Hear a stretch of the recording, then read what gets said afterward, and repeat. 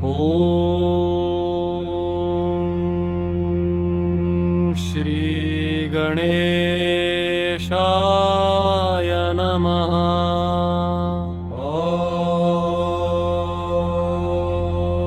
ॐ गं गणपतये नमः। श्री सिद्धिविनायकाय नमः।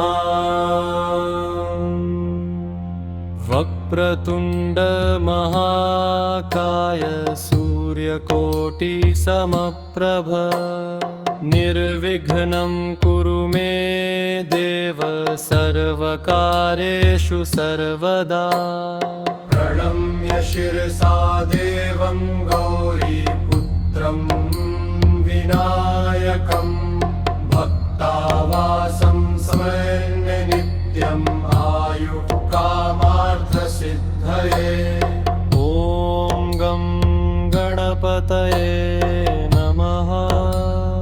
ॐ गणपतये नमः। प्रथमं वक्रतुण्डं च एकदन्तं द्वितीयकं तृतीयं कृष्णपिङ्गाक्षं गजवक्त्रं चतुर्थकम्। जय श्री गणेश देवा। लम्बोदरं पञ्चमं च षष्ठं विकटमेव च सप्तमं विघ्नराजेन्द्रं धूम्रवर्णं तथाष्टकम्।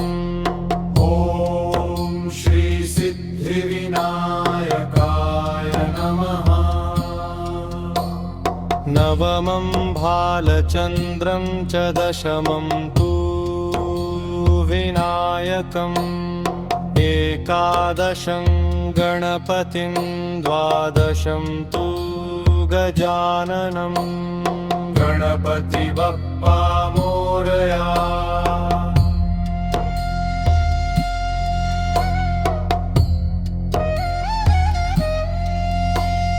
द्वादशैतानि नामानि त्रिसन्ध्यं यः पठेन्नरः न च विघ्नभयं तस्य सर्वसिद्धिकरं प्रभो। ॐ विघ्नेश्वराय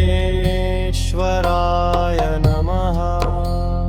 विद्यार्थी लभते विद्यां धनार्थी लभते धनम्।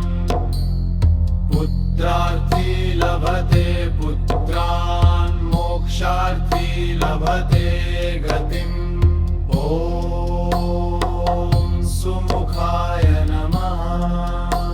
जपेद् गणपतिस्तोत्रं षड्भिर्मासैः फलं लभेत्। संवत्सरेण सिद्धिं च लभते नात्र संशयः।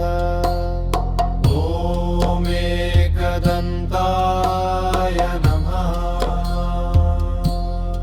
अष्टभ्यो ब्राह्मणेभ्यश्च लिखित्वा यः समर्पयेत् तस्य विद्या भवेत् सर्वा गणेशस्य प्रसादतः। इति श्रीनारदपुराणे सङ्कटनाशनं गणेशस्तोत्रं सम्पूर्णम्।